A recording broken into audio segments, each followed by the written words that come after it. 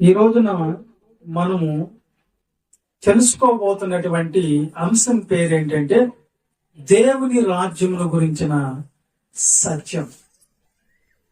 దేవుని రాజ్యం అంటే ఏంటి? మనకు రాజ్యాల గురించి తెలుసు, రాజుల గురించి తెలుసు, వాళ్ళు వాడినటువంటి రథాలు, గుర్రాలు, సైన్యాలు మనకు తెలుసు. కానీ దేవుని రాజ్యం అంటే ఏంటి అనే విషయాన్ని మనం తెలుసుకోవాలా. దానివల్ల మనకేంటి అంటే యేసుక్రీస్తు ప్రభుల వారు ఒక విషయాన్ని మనకు మత్తయి సువార్త 6:32 మనకు బోధించడం జరిగింది. ఆయన బోధనలో ఉన్నటువంటి పరమార్థం ఏమిటో మనం ఈ దినాన తెలుసుకునేదానికి సిద్ధపడ్డాం. దయచేసి మీరు చదవాల్సిందిగా మనం చేస్తాం. ఇవన్నీ మీకు కావాలని మీ పరలోకపు తండ్రికి తెలుసు. కాబట్టి మీరు ఆయన రాజ్యమును నీతిని మొదట వెతకండి, అప్పుడు అవన్నీ మీకు అనుగ్రహించబడతాయి, ఇవ్వబడతాయి అన్నాడు. మనకు కావాల్సినటువంటి అవసరాలు, మనిషికి కావాల్సిన, మానవునికి కావాల్సినటువంటి నిత్య అవసరాలు గురించి బోధ చేస్తూ, మనుషులు ఎప్పుడు వాళ్ళ మనసుల్లో ఏం పెట్టుకో ఉంటారంటే ఏం తిందుమా, ఏం త్రాగుదుమా, ఏం ధరించుకుందుమా అనే విషయాల గురించి ఆలోచిస్తూ ఉంటారు. గనక ఆ విషయాల గురించి మీరు పక్కన పెట్టండి. అవన్నీ దేవుడు చూసుకుంటాడు. అవన్నీ దేవుడికి తెలుసు. మీకేం కావాలో, ఎప్పుడు ఇవ్వాలో, ఎలా ఇవ్వాలో, ఏమి ఇవ్వాలో. ఆయన తండ్రి గనక, మనకు తండ్రి గనక ఆయనకి తెలుసు మీకు ఏమి అవసరం ఉందో తెలుసు. మన అవసరాలు మనకు బాగా తెలుసు. మనం బ్రతకాలంటే, ఈ శరీరం బతకాలంటే ఆహారం కావాలి. ఆహారం సంపాదించుకునే దాని కొరకు ఆలోచిస్తాం. తర్వాత వస్త్రాలు కావాలి ధరించుకునే దానికి, దాని గురించి ఆలోచిస్తాం. తర్వాత నివసించడానికి ఇల్లు కావాలి, గృహం కావాలి, దాని కొరకు మనము ఆలోచిస్తూ వస్తాం. తర్వాత మనము ఎప్పుడు ప్రయాణం చేసేదానికి బండి కావాలి, బైక్ కావాలి, స్కూటీ కావాలి, కారు కావాలి, బస్సు కావాలి, ట్రైన్ కావాలి, ఫ్లైట్ కావాలి. ఈ మానవుని యొక్క అవసరాలు. ఇవన్నీ కాకుండా మన ఇంట్లో కొన్ని అవసరాలు వస్తూ ఉంటాయి అప్పుడప్పుడు. ఆ అవసరాల గురించి కూడా మనము దిగులు పడిపోతూ ఉంటాము, చింత పడిపోతూ ఉంటాము, బాధపడిపోతూ ఉంటాము. వాటి గురించి యేసుక్రీస్తు ఏమన్నాడంటే, ఇవన్నీ మీకు కావాలని మీకంటే ముందు ఎవరికి తెలుసు? మీ పరలోకపు తండ్రికి తెలుసు. నీ కూతురికి వివాహం ఎప్పుడు చేయాలో, ఎలాంటి పెళ్లి కుమారుడు కావాలో తెలుసు. నీ కుమారుడికి ఎప్పుడు వివాహం జరగాలో, ఎలాంటి వధువు రావాలో, పెళ్లి కుమార్తె రావాలో దేవుడికి తెలుసు. నీ కుమారుడికి, నీ కొడుక్కి, లేకపోతే నీకు ఒక ఉద్యోగం ఎక్కడ కావాలో, ఎక్కడ ఇవ్వాలో, నీ అవసరాలు నువ్వు ఊహించుకు మునిపే నీకు అక్కరగా ఉన్నవేవో నీ తండ్రికి తెలుసు. కానీ అవన్నీ నీకు అనుగ్రహించబడాలంటే మొదట నువ్వేం చేయాలి? ఆయన రాజ్యం అనేది ఏంటో ఎతుకు, తెలుసుకో. ఆయన నీతి అంటే ఏంటో ఎతకండి అన్నాడు. మనకు నీతి గురించి చెప్పాలంటే నీతి స్వరూపుడు అనే అంశం మనకు యూట్యూబ్ లో వివరించడం జరిగింది. అర్థమైంది నాన్న? యూట్యూబ్ లో ఏం పెట్టినాను? నీతి స్వరూపుడు అంటే నీతి అంటే ఏందో తెలుసుకోండి. తర్వాత ఇప్పుడు మనం తెలుసుకున్న పాఠం ఏంటంటే రాజ్యాన్ని గురించి ఎతకమన్నాడు కనుక రాజ్యం అంటే ఏంటి, ఏ రాజ్యం గురించి ఆయన చెప్తున్నాడు అనే విషయాన్ని మనము తెలుసుకుందాం. ఓకేనమ్మా? ఓకేనా? తెలుసుకునేదానికి సిద్ధపడదాం. ఇప్పుడు బాప్తిస్మం తీసుకున్న వాళ్ళకు కూడా అపోస్తలులు ఏం బోధించి బాప్తిసాలు ఇచ్చారంటే, పిలుపు అపోస్తల కార్యాలు 8:12 ఏమంటాడంటే అయితే పిలుపు దేవుని రాజ్యంలో గురించి యేసుక్రీస్తు నామాన్ని గురించి సువార్త ప్రకటించుకుండగా వారు అతన్ని నమ్మి పురుషులను స్త్రీలను బాప్తిసం తీసుకున్నారు. అంటే ఏమి తెలుసుకొని బాప్తిసం తీసుకుంటున్నారంటే దేవుని రాజ్యం అంటే ఏంటి. ఇంతకు మనకు తెలుసా దేవుని రాజ్యం అంటే ఏంటో? మనకు తెలుసా? రాజ్యం అనగానే మనం ఏం ఆలోచిస్తాం చెప్పండి? ఏం ఆలోచిస్తాము? మొఘల్ సామ్రాజ్యము అని. మొఘల్ సామ్రాజ్యం, మొఘల్ చేసినటువంటి సామ్రాజ్యం ఒకటి ఉంది. ఇంకా పేర్లు ఉన్న ప్రజారాజ్యం అనేది ఒకటి ఉంది. రాజ్యం అంటే మనకు ఆలోచన వచ్చేది ఏంటంటే, ఒక రాజు ఉంటాడు, ఆ రాజుకి సైన్యం ఉంటుంది, ఆ రాజుకి గుర్రాలు ఉంటాయి, ఆ రాజుకి రథాలు ఉంటాయి, వీరులు ధీరులు ఉంటారు, ఆయనకు మంత్రి ఉంటాడు అని మనం ఆలోచిస్తుంటాం. కానీ అది లోకంలో ఉన్నటువంటి రాజ్యాల గురించి. ఇది నెబుకద్నెజరు బబులోను సామ్రాజ్యం అని చెప్పుకున్నాం. అర్థమైందా? ఇలాగా రాజ్యాల గురించి మనం ఆలోచిస్తున్నటువంటి ఆలోచన ఉండేటువంటి రాజ్యం గురించి చెప్పలేదు యేసుక్రీస్తు ప్రభువు. మరి దాంట్లో ఏంది ఆంతర్యం ఏమిటి అని మనం ఆలోచిస్తూ వస్తే, ఒకసారి యేసుక్రీస్తు ప్రభు దగ్గరికి ఆ వార్త వెళ్ళినప్పుడు ఆయన యోహాను సువార్త 18:36 ఏ రాజ్యాన్ని గురించి, ఏ రాజ్యాన్ని స్థాపించేదానికైతే ఆయన ఈ భూమి మీదకి వచ్చాడు దాని గురించి చెప్తున్నాడు. యోహాను సువార్త 18:36. యేసు నా రాజ్యము లోక సంబంధమైనది కాదు, ఈ లోక సంబంధమైనది కాదు. నా రాజ్యము లోక సంబంధమైనదే అయితే, ఈ లోక సంబంధమైనది అయితే నేను యూదులకు అప్పగింపబడకుండానట్లు నా సైనికులు వచ్చి మీకు పోరాడదు. అర్థమైంది నాన్న? మరి రాజ్యం అంటే ఈ లోక సంబంధమైనది కాదు అన్నాడు ఆయన. ఏదంట రాజ్యం అంటే? ఈ లోక సంబంధమైన రాజ్యాలన్నింటికి రాజు ఉంటాడు, ప్రజలు ఉంటారు, సైన్యాలు ఉంటాయి, గుర్రాలు ఉంటాయి, రథాలు ఉంటాయి. కానీ యేసుక్రీస్తుకి ఆయన రాజ్యం ఏంది, ఆయన స్థాపించబోయే రాజ్యం ఏంటి అనేది మనం అర్థం చేసుకుని తెలుసుకోవాలి. అది తెలుసుకుంటే మనకేం కావాలో దేవుడు మనం అడగక ముందే అనుగ్రహిస్తాడన్నమాట. కానీ రాజ్యం అంటే ఏంది మరి? ఎలాంటి రాజ్యం గురించి చెప్తున్నాడు ఆయన? ఒకసారి ఆయన్ని వీళ్ళందరూ కూడా అడిగారు, మాకు ప్రార్థన నేర్పించవా అని అడిగారు శిష్యులు. అప్పుడు ఏమని ప్రార్థన నేర్పించడానికి? మత్తయి సువార్త 6:9 కాబట్టి ఎలా ప్రార్థన చేయడం? పరలోకంలో ఉన్న మా తండ్రి, మీ నామం పరిశుద్ధపరచబడిన గాక, మీ రాజ్యము వచ్చును గాక. చాలు. ఏమొచ్చును గాక అన్నాడు? మీ రాజ్యము వచ్చును గాక. అంటే ఒకవేళ ఇది పరలోకం గురించి చెప్పాడా? ఇక్కడ రాజ్యం అంటే ఈ లోక సంబంధమైంది కాదన్నాడు. కానీ పరలోకం గురించి ఏమన్నా అంటున్నాడు ఆయన? ఉంటున్నారు మీరు? పరలోకాన్ని గురించి చెప్తున్నాడా? నీ రాజ్యం వచ్చును గాక తండ్రి అన్నాడంటే, నీ రాజ్యం వచ్చిందంటే పరలోకం కిందకి రమ్మనా ఆయన ఉద్దేశమో? మరి ఎందుకు చెప్పాడు ఆ మాట? పరలోకం ఏమైనా దిగొస్తుందా కిందకి? అసలు పరలోకం ఉండేది ఎక్కడ ఉంది చెప్పు? పరలోకం ఎక్కడ ఉంది? పైన కింద? పైన ఉంది. కానీ నీ రాజ్యం వచ్చును కాకంటే పరలోకం దిగిరమ్మనా? నీ రాజ్యం వచ్చును గాక అన్నాడంటే కాదు.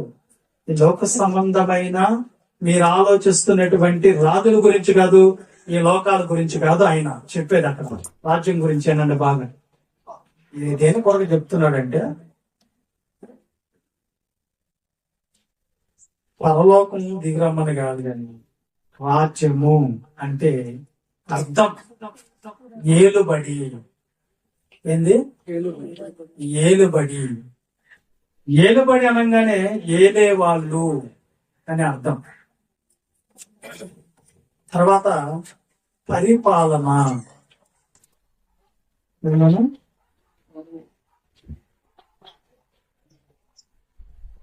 పరిపాలన పరిపాలన అంటే పరిపాలించబడుతున్న ప్రజలు అని అర్థం. తర్వాత అధికారము. రాజ్యం అంటే ఏలుబడి, పరిపాలన, అధికారము అని అర్థం. రాజ్యము అనే దానికి అర్థం ఏంటంటే ఏలుబడి, పరిపాలన, అధికారము. అంటే ఒక మాటలో చెప్పాలంటే ఏలే వాళ్ళని రాజు అంటారు, పరిపాలించబడే వాళ్ళని ప్రజలం అంటే మనము అంటాము. దేంతో పరిపాలించాలి ప్రజలను అంటే చట్టముతో పరిపాలించాలి. ఆయన సొంత ఉద్దేశాలతో గాని, సొంత కార్యక్రమాలతో గాని, సొంత ఆలోచనతో పరిపాలించకూడదు ప్రజల్ని. అందుకని ప్రపంచంలో ఉన్న ప్రతి దేశానికి చట్టం ఉంటుంది. రాసుకునేటువంటి రెగ్యులేషన్స్, రూల్స్ ఉంటాయి. అర్థమైంది నాన్న? ప్రతి దేశానికి ఒక చట్టం అంటారు. ఆ చట్టంనే రాజ్యము అంటున్నాడు. అధికారం అంటే చట్టముతో ప్రజల్ని పరిపాలించాలి. ఇది రాజ్యం అంటే అర్థం. చెప్పండి. రాజ్యం అంటే ఏలుబడి. ఏలేది ఎవరు? రాజు. పరిపాలన అంటే ఎవరు పరిపాలించబడే వాళ్ళు? ప్రజలు. తర్వాత అధికారము అంటే చట్టము అంటే రూల్స్ ఉంటాయి, రెగ్యులేషన్స్ ఉంటాయి, ఒప్పందాలు ఉంటాయి. దీన్ని బట్టి అర్థమైంది నాన్న? అర్థమైందా? చట్టం అంటే అది. ఇప్పుడు మనకు తెలిసినటువంటి ఈ లోకం పుట్టిన మొదలుకొని మనకు బైబిల్లో దేవుడు ఏం చెప్పాడంటే 3 యుగాలు జరిగినాయి. ఎన్ని యుగాలు జరిగినాయి? 3 యుగాలు జరిగినాయి. 3 యుగాలు జరిగినప్పుడు యుగానికి ఒక చట్టం దేవుడు పెట్టాడు, పరిపాలించాడు. ఏమేంటి 3 యుగాలు అంటే పితరుల యుగం అంటే పెద్దోళ్ళు యుగం, తర్వాత ప్రవక్తల యుగం, తర్వాత క్రీస్తు యుగం అనే ఈ 3 యుగాలు జరుగుతున్నాయి. యుగాలు జరిగినాయి. క్రీస్తు యుగం జరుగుతుంది.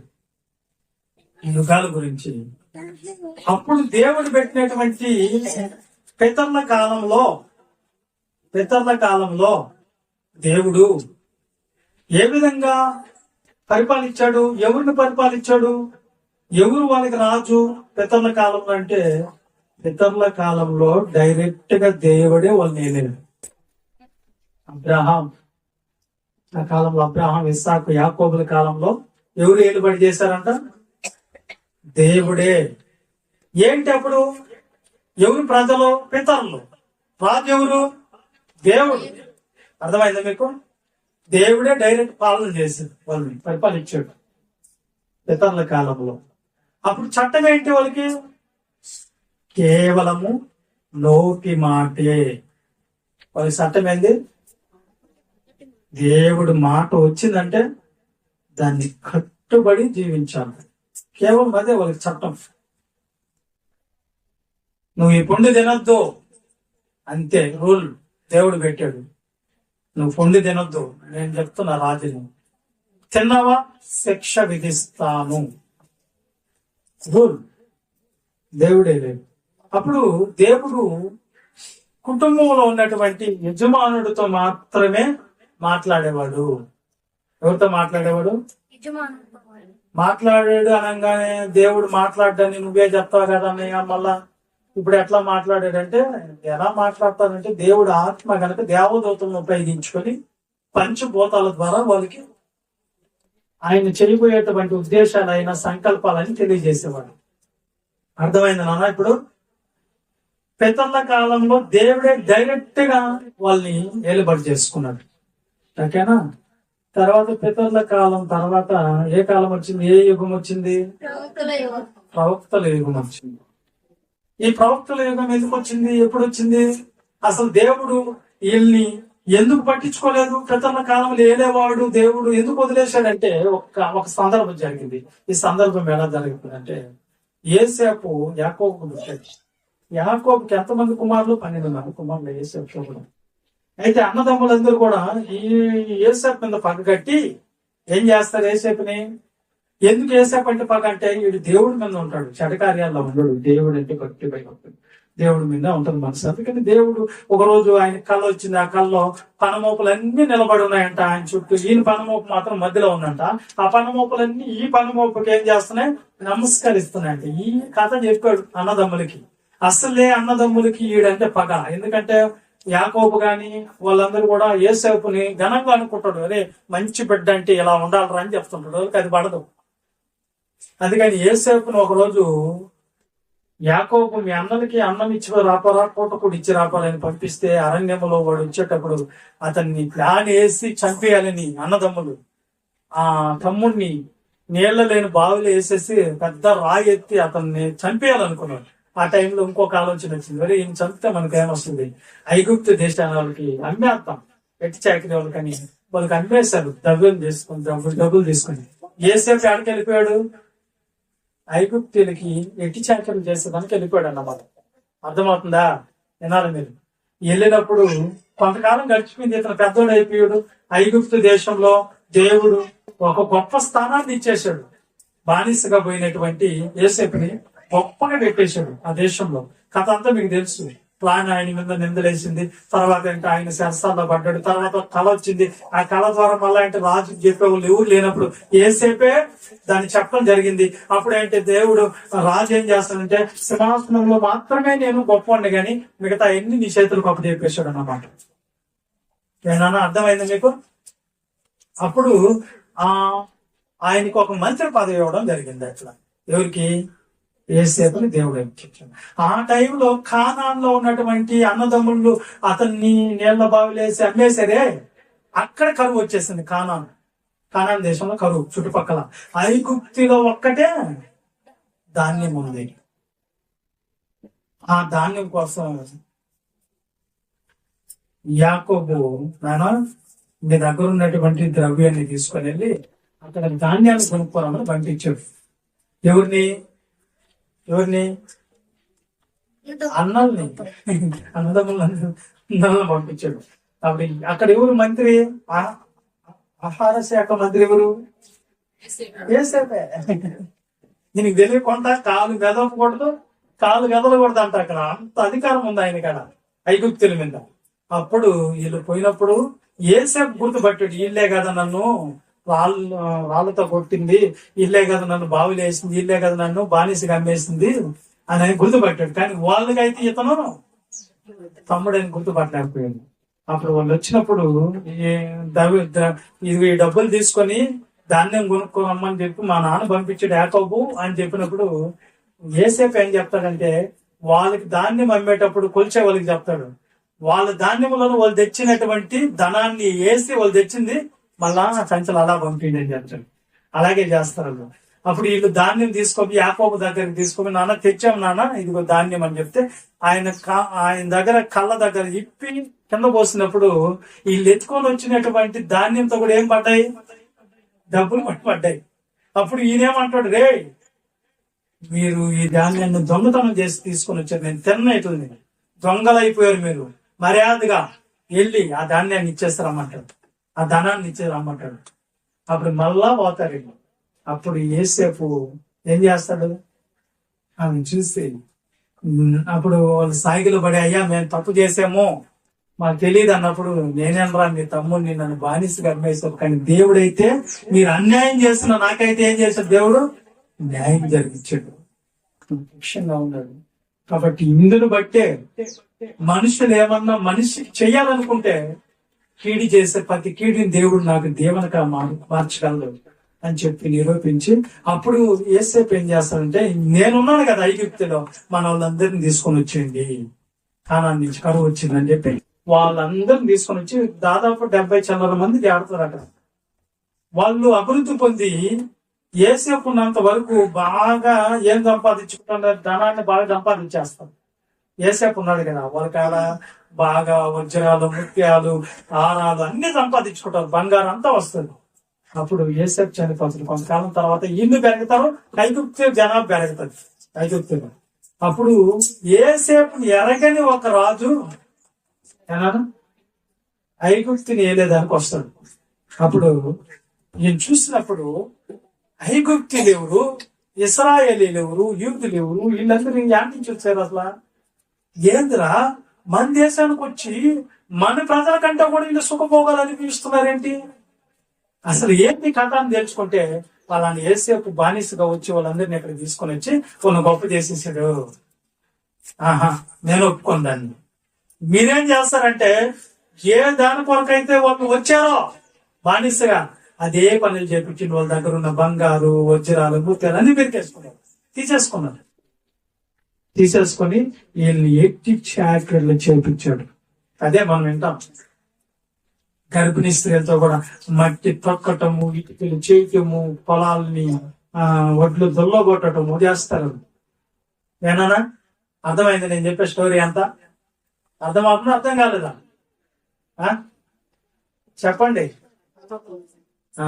అయితే దొల్లగొట్టిన తర్వాత ఏం జరుగుతుందంటే, అలా చేసేటప్పుడు వాళ్ళు ఆర్తనాదాలతో దేవుడిని మళ్ళా ఏం చేస్తారు, ఉచ్చరింపు చోకంగా మూలిగులతో దేవుని దగ్గర కన్నీళ్లు కారుస్తారు.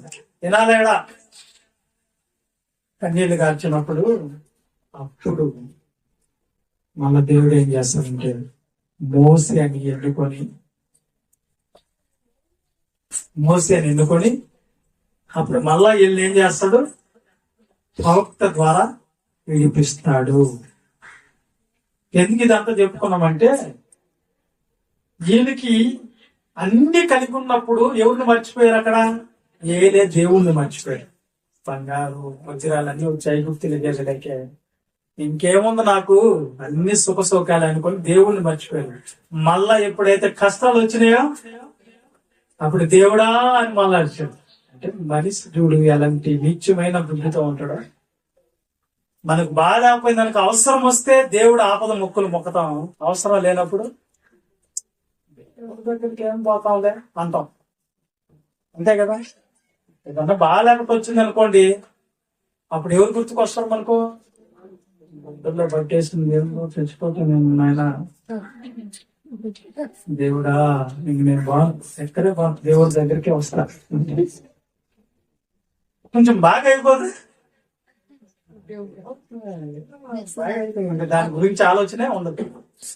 ఎవరన్నా అప్పులు వచ్చి, లేకపోతే ఇంట్లో అప్పుల సమస్య చేత, లేకపోతే ఏమి లేని పరిస్థితులు వచ్చి కన్నీళ్లు, లేకపోతే ఇంట్లో గొడవలు, సమస్యలు వస్తేనే మనం ఎవరిని చూస్తాం? అప్పుడు దేవుడి దగ్గరికి వెళ్ళిపోవాలి అర్జెంట్గా, లేకపోతే మనకి శోధనలు వచ్చేస్తుంది. ఏమి లేకుంటున్నప్పుడు ఎవరు గుర్తురాదు, ఏముంది అని వెళ్ళిపోతా ఉంటాం అన్నమాట. అలాగే ఐగుప్తీయుల జీవితంలో జరిగింది. అందుకని దేవుడు మళ్ళా వాళ్ళ ఆర్తనాదాలు విని మోసేని ప్రవక్తను పెట్టి మళ్ళా అప్పుడు ఏం చేస్తాడంటే ధర్మశాస్త్రం అనేది ఇస్తాడు. ఎందుకు? ఇతరుల కాలంలో నోటి మాటని ఇచ్చాడు, ప్రవక్తల కాలంలో ఏంది చట్టము.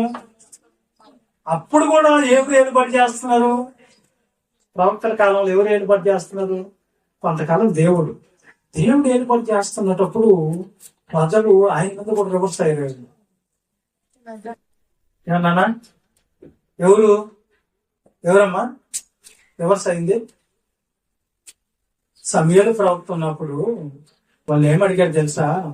మాకు దేవుడు వద్దు, మాకు సకల జనులు మర్యాద చొప్పున అందరికి ఒక రాజు ఉన్నాడు, మాకు కూడా ఒక రాజు కావాలి. చదవతారా విషయం? చదవండి ఒకసారి. ఎందుకని మంత్రులు మొదటి సమయాలు గ్రంథం 8వ అధ్యాయం 5వ వచనం చదవండి. ఏమడగతారు? త్వరగా. పితరుల కాలం అయిపోయింది, ప్రవక్తల కాలం గురించి చెప్పుకోండి. 3 యుగాలు కదా. చిత్తగించుము నీవు వృద్ధుడు, నీ కుమారులు నీ ప్రవర్తన వంటి ప్రవర్తన గల వారు కారు గనుక సకల జనుల సకల జనుల మర్యాద చొప్పున మర్యాద చొప్పున మాకు ఒక రాజును నియమింపము మాకు ఒక రాజుని నియమింపుము అని అడుగుతున్నారు. అతను మాకు న్యాయం తీర్చునని అతనితో అనిరి. ఆ మాకు న్యాయం తీర్చుటకై ఆ రాజు నియమింపమని ఆ వారు అనిన మాట ఆ సమయం దృష్టికి ఆ ప్రతికూలముగా ఉండెను గనుక ఆ సమయలు యెహోవాను ప్రార్థన చేసెను. ఆ అందుకు యెహోవా ఆ సమయమునకు ఉమ్, సెలవిచ్చినది ఏమనగా, ఉమ్, జనులు నీతో చెప్పిన మాటలన్నింటి ప్రకారము ఆ, జరిగింపము. జరిగించు. వారిని నిన్ను విసర్జించలేదని గాని ఉమ్, తమ్మును ఏలకుండా నన్నే విసర్జించి ఉన్నారు. వాళ్ళు ఎట్లా అంటే వాళ్ళు నిన్ను విసర్జించారు అనుకోబాక, నన్ను ఏదపట్ట వాళ్ళని నేనే రాజుగా ఉన్నా, ప్రజలకి నేనే వాళ్ళని పరిపాలించుకుంటున్నా. అర్థమైందమ్మా? నేనే పరిపాలించుకుంటున్నా. కానీ వాళ్ళు ఎవరిని వద్దు అంటున్నారు, పరిపాలించొద్దు అంటున్నారు. నువ్వు వద్దు, మాకు ఎవరు కావాలని కోరుకుంటున్నాడు, ఒక మనిషిని పెట్టండి, మాకు తీర్పు తీరుస్తాడని చెప్తున్నారు. అన్నమాట. నిన్నే కాదు సమయంలో నన్నే వద్దు అంటున్నారు వాళ్ళు. ఎవరిని వద్దు అంటున్నారు? దేవుడు వద్దు మాకు. ఎవరు కావాలి? సకల జనుల మర్యాద చొప్పున ఒక రాజు కావాలి మాకు. ఏంటంట? ఏం దేవుడు వద్దా? దేవుడు మాటలొద్దు, దేవుడు ప్రార్థన వద్దు. దేవుడు ఒకటే దేవుడు అంటే దాంట్లో ఏముంటది మాకు? ఆయన ఏమంటాడు? దేవుడినే ఏదమన్నాం అనుకో, సినిమా చూడొద్దు అంటాడు. అర్థమైందా? షికారు తిరగద్దు అంటాడు. చెడు గ్రూపుల్లో ఉండొద్దు అంటాడు. ఎప్పుడు చూసినా ఏం చెప్తాడు దేవుడు? నా మాటలు తెలుసుకో, నా ప్రార్థన చేయి. ఇదే పని ఆయనకి. దేవుడు ఉంటే అదే రాజు ఉన్నాడు అనుకోండి, రాజు దగ్గరకు పోయి అయ్యా మేమందరం డబ్బులు వేసుకుని ఒక పండగ చేసుకోవాలనుకుంటున్నాం అంటే రాజు ఏం చేస్తాడు? మీరు అందరూ ఎట్టు చెప్తే అట్టే నేను కూడా అంటాడు. అంతే కదా? అందుకని దేవుడు వద్దు మాకు. తిరణాలు చేయాలనుకో, దేవుడు ఉంటే మేము మా ఇష్ట ప్రకారం మేము తాగేదానికి, తినేదానికి, ఆడేదానికి ఆడ ఉంటుందా? ఉండదు.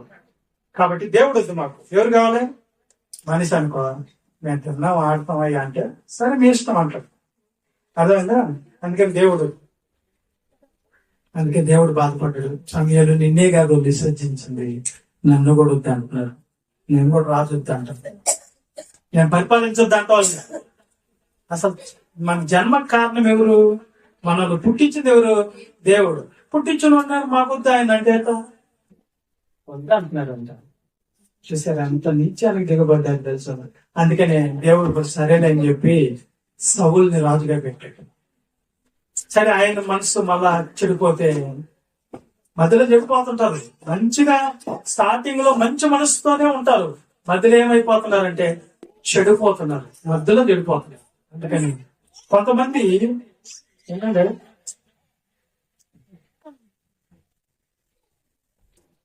వినండి, అర్థమైందా? ఆ గోళ అంతా దాంట్లో రికార్డ్ అవుతుంది. వినండి బాగా. అందుకని ఈ మనుషులు ప్రారంభించేటప్పుడు అలా ఏం జరుగుతుందంటే, వీళ్ళరా మొదట్లో మంచితనంతో ప్రారంభిస్తారు, చివరికి అయ్యేకి చెడులు అయిపోతారు. కానీ కొంతమంది మొదట్లో చెడ్డగా ప్రారంభించిన దాన్ని అంతం మాత్రం మహిమకరంగా జరిగించుకుంటారు. అది సరే, నన్ను ఇలా అన్నారు, నన్ను ఈ విధంగా అంటున్నారు, నన్ను ఈ విధంగా అనేది లాస్ట్ చూడండి వాళ్ళని అంతం బాగుంటారు. స్టార్టింగ్ లో బాగుంటే బాబా అనిపించుకునే వాళ్ళు పడిపోంటారు. మొదటోళ్ళు కడపటోళ్ళు అవుతారు. కడపటోళ్ళు గుర్తుపెట్టుకోవాలి. ఇట్లా జరుగుతుంది. కానీ ఇక్కడ సౌలు కూడా అలాగే చెడిపోతాడు, దేవుడు తీసేస్తాడు. మొదట్లో బాగుంటాడు, మళ్ళీ చెడిపోతాడు. బాగున్నంత వరకు దేవుడు బావకే నడిపిస్తాడు, బాగలేనప్పుడు తీసేస్తాడు. తర్వాత దావీదు నుంచి ఇలా పితరుల కాలంలో దేవుడు నోటి మాటతో ఉన్నప్పుడు, ప్రవక్తల కాలంలో ధర్మశాస్త్రం చేత వాళ్ళని ఏం చేశాడంట? ఏలుబడి చేశాడు, ఏలుకున్నాడు. ధర్మశాస్త్రం అంటే ప్రవక్త అంటే అర్థమైంది దేవుడు నోరు, దేవుని నోరు అని అర్థం. ప్రవక్త అంటే ప్రవక్తల ద్వారా మాట్లాడాడు వాళ్ళతో. రాజు తప్పు చేసినా హెచ్చరించేదానికి ప్రవక్త పోయాడు. దావీదు తప్పు చేశాడు, యోనాతాన్ని పంపించాడు, నాతాన్ని పంపించి గద్దించాడు, అర్థమైన హెచ్చరించాడు. అహాబు తప్పు చేశాడు, ఏలేపోయాడు. రోషం గల దేవుడిని కరువు వస్తుందని హెచ్చరించాడు. రాజులతో సైతం హెచ్చరించడానికి ప్రవక్తల కాలంలో దేవుడు ఏలుకున్నాడు, వదిలిపెట్టలేదు. మళ్ళా ఏం జరిగిందంట? ప్రవక్తల కాలం ముగించిన తర్వాత అంతకాలం రాగానే ఈ మనుషులు చేసే రాజ్యాలు దేవుడికి నచ్చలేదు. ఈ రాజ్యం, వీళ్ళ పరిపాలన, వీళ్ళ బుద్ధులు, ఈ స్వభావాలు నచ్చలేదు. వీళ్ళు వద్దురా నాకు అని క్రీస్తు యుగాన్ని ప్రారంభించడానికి దేవుడు ప్లాన్ చేస్తాడు. అది చెప్తాడు దానియేలు గ్రంథం చూద్దాం. క్రీస్తు యుగం, దానియేలు గ్రంథం 2:44 క్రీస్తు యుగాన్ని ఎలా ప్రారంభించో చూద్దాం. రాజ్యం, క్రీస్తు రాజ్యం, ఆయన పరిపాలన, ఆయన ఏలుబడి మళ్ళా ఇస్తున్నాడు. మనం రాజులందరినీ తీసేస్తున్నాడు, ఒకే ఒక రాజుని పెడతాడు. చూడండి దానియేలు గ్రంథం 2:44. ఆ రాజుల కాలములను రాజుల కాలంలో పరలోకమందున దేవుడు పరలోకంలో ఉన్న దేవుడు ఒక రాజును స్థాపించను. ఏంటంట? ఒక రాజును స్థాపించను. వినండి, ఒక రాజ్యాన్ని స్థాపించాడు. ఏ రాజుల కాలంలో? రాజుల కాలంలో. రాజులన్నీ గతించిపోయినారుగా, ఇప్పుడు పోయిందా?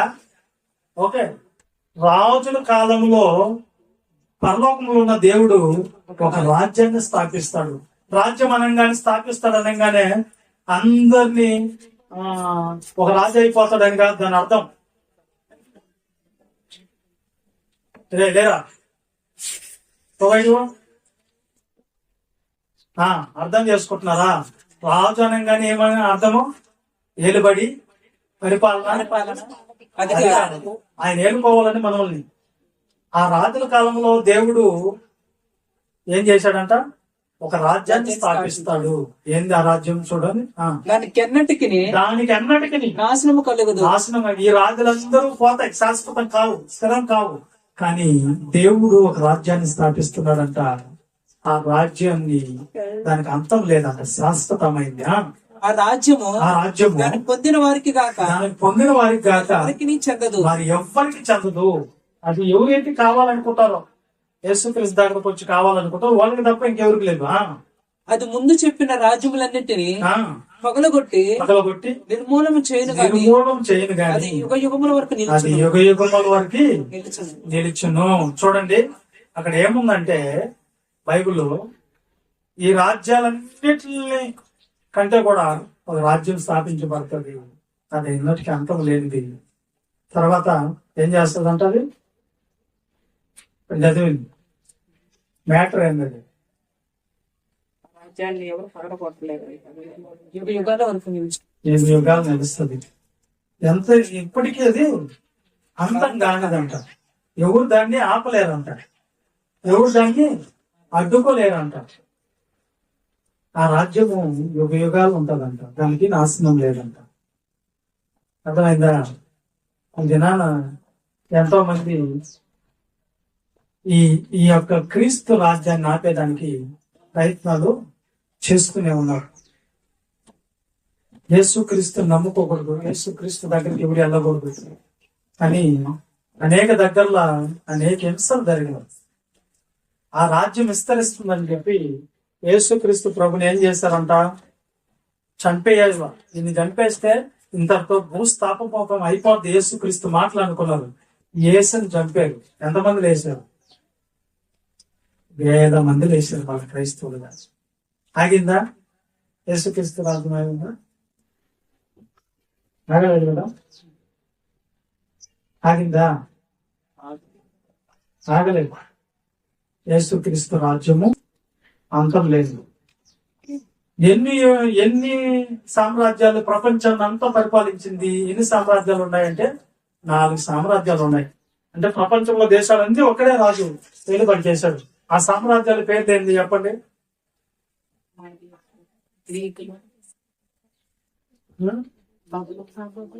బబులోన్ సామ్రాజ్యం మొదటిది, రెండోది మాదియా ఆర్సిక సామ్రాజ్యం, 4వది 3వది గ్రీకులు సామ్రాజ్యం, 4వది రోమా సామ్రాజ్యం. ఈ ప్రపంచాలన్నీ ఏలుబడి చేసినాయి. అయిందా? ఈ సామ్రాజ్యాలు అన్ని కూడా నేల మట్టం చేసి దేవుడు ఒక రాజ్యాన్ని స్థాపిస్తాడు. అది క్రీస్తు ద్వారా. ఆ క్రీస్తు ద్వారా ఈ రాజ్యాలన్నిటిని చేతి సహాయం లేని ఆ కింద చదవాలి కంటిన్యూస్. చేతి సహాయము లేక పర్వతము నుండి తీయబడిన ఆ రాయి ఇనుమును, ఇత్తడిని, మట్టిని, వెండిని, బంగారమును పగలగొట్టగా తమను చూచితిరే. ఇందువలన మహాదేవుడు ముందు జరగబో సంగతి రాజునకు తెలియజేసి ఉన్నాడు. కళా నిశ్చయము, దాని భావం నమ్మదగిన దాన్ని పగలగొట్టి తృప్తినీయంగా చేస్తుందంట. ఆ రాజ్యాలన్నింటినీ నాశనం అయిపోతాయి. కానీ చేతి సహాయం లేకుండా తీసిన చిన్న రాయి పర్వతం కంటే పెద్దదైపోద్ది. పెద్ద సామ్రాజ్యం అయిపోద్ది.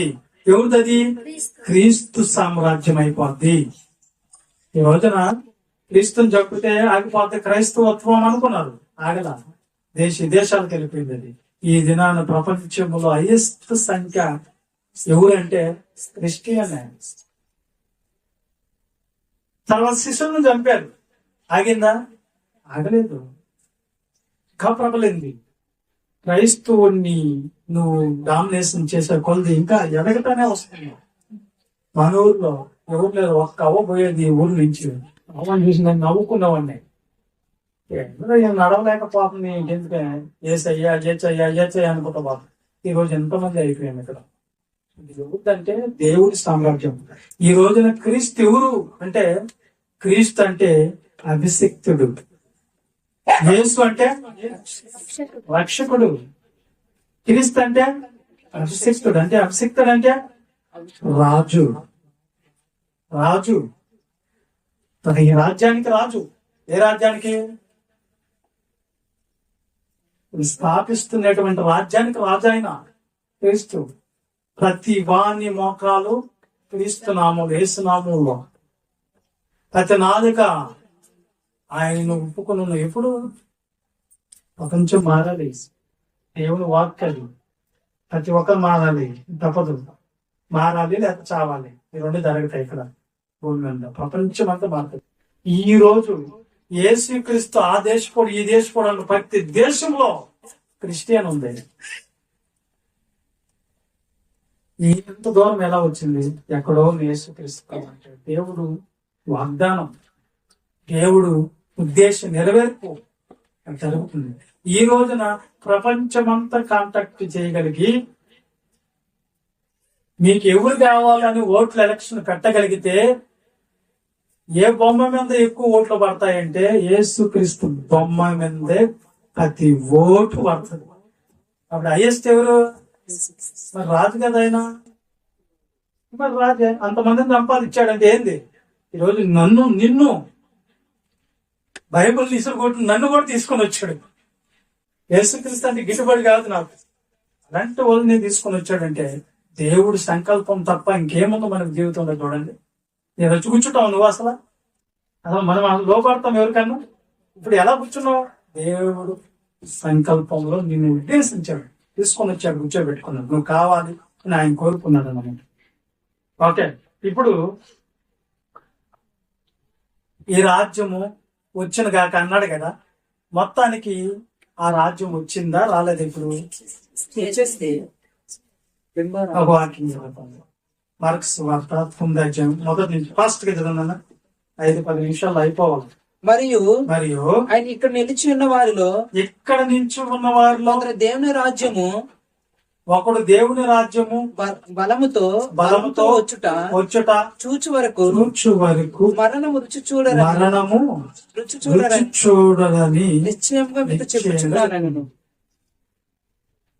ఇప్పుడు యేసుక్రీస్తు అన్నాడు ఈ మాట. ఎవరితో అంటున్నాడు? అక్కడ ఆయన దగ్గర ఉన్న శిష్యులతోనూ అక్కడ ఉన్న వాళ్ళతోనూ అంటున్నాడు. ఏమంటున్నాడు? ఇక్కడ నిలిచి ఉన్న వారిలో దేవుని రాజ్యం దిగి వచ్చుట చూసే వరకు మరణం రుచి చూడరని అన్నాడంటే రాజ్యము ఇప్పుడు ఆయనతో ఆ మాట ఎన్నో వాళ్ళు ఉన్నారు ఇప్పుడు ఈ భూమి మీద? ఉన్నారా లేరా? లేరు. ఉన్నారా? ఆ మాట ఎన్నోళ్ళు ఉన్నారా? యేసుక్రీస్తు చెప్పినప్పుడు ఎన్నోళ్ళు స్వయంగా ఉన్నారంటే లేరు. లేరు అంటే రాజ్యం ఏముండాలేదా? వచ్చి ఉండాలా లేదా? వచ్చి ఉండాలి. అదేంటి? నేను ముందే చెప్పా, రాజ్యం అనగానే గుర్రాలు రథాలు కాదు, సైన్యం కాదు, ఏలుబడి పరిపాలన అధికారం. ఎక్కడ జరుగుతుంది ఇది? ఎవరు వెళ్తున్నాడు, ఎవరిని వెళ్తున్నాడు, దేంతో వెళ్తున్నాడు అనేది మనం తెలుసుకోవాలి. ఇక్కడున్న వాళ్ళు మా దేవుని రాజ్యం బలంగా దిగువచ్చుట చూసే వరకు వాళ్ళు మరణించారనంటే, వాళ్ళు మరణించారంటే ఇప్పుడు ఏమొచ్చి ఉండాలి ఆడ? దేవుని రాజ్యం. ఆ రాజ్యం అంటే ఏంటి? ఎక్కడుంది ఆ రాజ్యం? ఇప్పుడు మన దగ్గరే ఉంది, మన మధ్యలోనే ఉంది, ప్రజల మధ్యలో. అందుకే పాట పాడతాం, దైవ నివాసము మనుషులతో కూడా ఉన్నది, వారాయనకు ప్రజలయ్యుందురు ఆనంద ఆనంద ఆనందమే. దైవ నివాసం ఎక్కడుంది ఇప్పుడు? మనలో మనతో కూడా ఉంది. దేవుని రాజ్యం ఎక్కడుంది? మన మధ్యలోనే ఉంది. ఏందయ్యా రాజ్యము? ఎక్కడుంది అది? ఎప్పుడు వచ్చింది? ఎలా వచ్చింది? చూస్తారా? కొలసీ రాసిన పత్రిక 1:13 వచ్చింది. ఆయన కొలసీలకు రాసిన పత్రిక 1:13 వచ్చింది. త్వరగా. ఆయన ఆయన మనలను మనలను అంధకార సంబంధమైన అధికారంలో నుంచి, అంటే చట్టంలో నుంచి విడుదల చేసి తాను ప్రేమించిన తన కుమారుని యొక్క రాజ్య నివాసులుగా చేశాను. అంటే ఏ నివాసులుగా చేశాడంట? రాజ్య నివాసులుగా చేసి అంధకార సంబంధమైన అధికారంలో నుంచి. అంటే నేను ఏసుకుంటున్నది ఎవరు? ఒకప్పుడు అపవాది కూడా, సాతాను ఎవరో ఒక పాఠంలో చెప్పుకున్నాం. మళ్ళా తెలుసు కదా మీకు సాతాను ఎవరో? ఒక దేవదూతే దేవుని మీద తిరుగుబాటు చేసి ఆజ్ఞ అతిక్రమాలు చేసి సాతానుగా మారాడు. ఇవన్నీ సాతాను అంటున్నాను. ఇప్పుడు నేను అనేది ఏంటంటే, మనం ఉండింది ఒకప్పుడు ఎవరు అధికారంలో, ఎవరు ఎదుర్కొంటున్నారు మనల్ని? సాతాను ఎదుర్కొంటున్నాడు. అంటే అంధకారంలో ఉన్నాం మనం. అంధకారం అంటే చీకటి. చీకట్లో ఏం చేస్తున్నాం మనకి తెలీదు, ఏం మాట్లాడుతున్నాం తెలీదు, ఎలా ప్రవర్తిస్తున్నాం తెలీదు. మోసాలు, దగాలు, దొంగతనాలు, వ్యభిచారాలు, నరాచలు, అబద్ధాలు చెప్పుకుంటున్నాం. భయంకరమైన పాపాల్లో చిక్కుకున్నాం, పాపపు ఊబిలో ఉన్నాం. అది మనం ఏం చేస్తున్నాం మనకే తెలియకుండా ఉన్నది పరిస్థితి. కిరాతకులుగా, హానికారులుగా, మోసగాళ్ళుగా ఉన్నాం మనం. అలాంటి టైంలో యేసుక్రీస్తు ప్రభు సువార్త విని, ఆయన పిలిపి విని ఎక్కడికి వచ్చాం? చీకటిలో నుంచి. అప్పుడు ఎవరిలో నుంచి విడిపించబడ్డామని మనం ఇప్పుడు అపవాది వారి నుంచి అనుకుంటున్నాం. మనం దొంగగా అయిపోరా, మోసగాడిగా అయిపోరా, నరాక్షి చేయాలి అని చెప్తున్నాడు అప్పుడు. ఇప్పుడు మనకు దేవుడి యొక్క వెలుగులో ఏం అర్థమవుతుందంటే, వద్దు అది చేయకూడదు, తప్పు అని అర్థమవుతుంది. అప్పుడు తప్పులు చేయటమే మంచిది అనుకునేది, ఇప్పుడు తప్పులు వద్దు దేవుడు అడుగుతాడు నెక్స్ట్. ఇప్పుడు ఎప్పుడు మీరు ఆయన రాజ్యంలోకి వస్తారు? క్రీస్తు యొక్క, ఆయన కుమారుని యొక్క రాజ్యంలోకి ఎప్పుడు వస్తారంటే, అంధకార సంబంధమైన అధికారంలో నుంచి. అంటే పాపాలలో, శాపాలలో, అతిక్రమాలలో మీరు ఉన్నప్పుడు ఆయన మీకు సువార్త ఇస్తున్నాడు. బాప్తిసం తీసుకో, దేవుని రాజ్యంలోకి చేరు, నీకున్న పాపాలు కన్యేసుకో. ఇంతకు ముందు నువ్వు చేసావు తప్పులు, తెలియకుండా చేసావు. ఈ రోజు నీకు అవకాశం ఇస్తున్నాను. ఈ రోజు మారు, మనసు మార్చుకో, రా బాప్తిసం తీసుకో, రా దేవుని రాజ్యంలో చేరు, నువ్వు కూడా దేవుని ప్రజలతో కూడా చేరుకో, పరిశుద్ధులతో మార్పో అని దేవుడు నీకు పిలుపునిస్తున్నాడు. ఎప్పుడు జరుగుతుంది ఈ కార్యక్రమము? ఎప్పుడు నువ్వు ఆ అంధకార సంబంధంలో నుంచి విడిపించబడతావు, పాపాలను తొలగించబడతాయి. ఎప్పుడు నువ్వు దేవుని రాజ్యంలో చేరుతావు అంటే, ఇప్పుడు చదవాలి మళ్ళా. ఇప్పుడు చేరుతావంటే యోహాను సువార్త 3:3 వచ్చింది. త్వరగా చదువు, త్వరగా. అందుకే యేసు అతనితో ఏం చెప్పాడంటే, ఒకడు కొత్తగా జన్మిస్తేనే గాని అతను దేవుని రాజ్యమును చూడలేడని నీకు నిశ్చయంగా చెప్తున్నాను. అంటే కొత్తగా జన్మించాలి మనందరినీ. అపవాద చేతుల నుంచి దేవుని చేతులకు రావాలన్నా, దేవుడు మనం నేర్చుకోవాలన్నా, దేవుని రాజ్యంలో మనం ఉండాలన్నా ఏం చేయాలంట? కొత్తగా జన్మించాలంట. మనకి ఎన్ని జన్మలు ఉన్నాయి అసలు? భూమి మీద మనకి ఆల్రెడీ ఒకే జన్మ. కానీ ఇప్పుడు మనకి ఏముంది? ఏముంది చెప్పండి? కొత్త జన్మ. కొత్తగా జన్మించడం అంటే ఏంది? బాప్తిసం తీసుకుంటే మన పాత పాపాలు, శాపాలు, అతిక్రమాలు తొలగిపోయి మనకేమొస్తాయి ఇప్పుడు?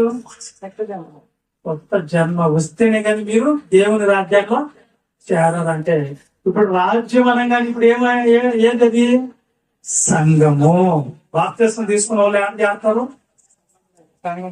ఏం చేస్తారు? బాప్తిసం లేకపోతే మనం ఎవరు వెళ్ళిపోతున్నట్టు ఇంకా అంటే చీకట్లో ఉన్నట్టే. చీకట్లో ఉండి చచ్చిపోతే, పాపాల్లో ఉండి చచ్చిపోతే మనకు వచ్చేది నరకమే. కాబట్టి ఇప్పుడు మనం దేవుని రాజ్యం అంటే ఏంటి? ఇప్పుడు సంఘము. బాప్తిసం తీసుకొని మనం ఏం చేయాలి చెప్పండి? ఏం చేయాలి? అపోస్తల కార్యాలు 2:42 ఏం చేయాలి? వీరు అపోస్తలుల బోధ యందు, సహవాసమందు, రొట్టె విరుచుట యందు, ప్రార్థన చేయుట యందు ఎడతెగక ఉండేది. ఎలా ఉండాలి అప్పుడు? మనం దేవుని రాజ్యంలో ఉన్నప్పుడు తెగిపోతా ఉంటుందా? తెగకూడదు. ఎక్కడ ప్రార్థన ఉన్నా మన సహవాసంలో కూడుకోవాలి. ఇది ఎవరు? ఈ రాజ్యం అంటే ఏంది? ఇప్పుడు సంఘం. ఎవరు సంఘం? ఎవరు దీనికి అధికారి? ఒకసారి బాప్తిసం తీసుకున్న వాళ్ళు మత్తయి సువార్త 28:18 చూడండి. ఎవరు దీనికి అధికారం? ఎవరు ఇచ్చారు అధికారం? అయితే యేసు వారి యొద్దకు వచ్చి పరలోకమందును భూమి యందును నాకు సర్వాధికారం ఇవ్వబడ్డది. కాబట్టి మీరు వెళ్ళి సమస్త జనులను శిష్యులుగా చేయండి. తండ్రి యొక్క, కుమారుని యొక్క, పరిశుద్ధాత్మ యొక్క నామములోనికి బాప్తిసం ఇచ్చుచు ఏ సంగతులు ఆజ్ఞాపించు వాటిని గైకోండి అని వాళ్ళకి ఆజ్ఞాపించారు. ఏంది ఇప్పుడు? ఎవరు రాజు సంఘానికి? సంఘం ఎవరిది? సంఘమే. సంఘం ఎవరిది? సంఘం ఎవరిది? క్రీస్తు అంటే అభిషిక్తుడు. అభిషిక్తుడు అంటే రాజు. రాజు ఎవరు? ఇప్పుడు తెలిసిపోయింది. దేనికి రాజు? సంఘానికి. క్రీస్తు సంఘానికి. సంఘానికి రాజు. ఆయన అధికారి. సర్వాధికారం దేవుడి చేత పొందుకున్నాడు. సర్వాధికారి ఏం చేయాలి?